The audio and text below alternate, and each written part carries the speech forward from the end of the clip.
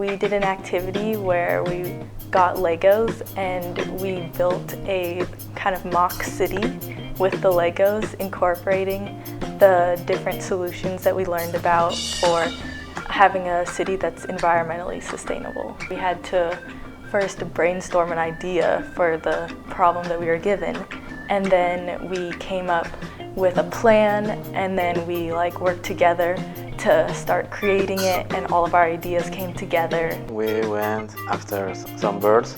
Our guide had an app which could reproduce the sounds of some birds, and we were expecting some answer of the birds to see the interaction among them. How can a bird can talk to another bird? The answer like, hey, how are you doing? Yeah, I'm good.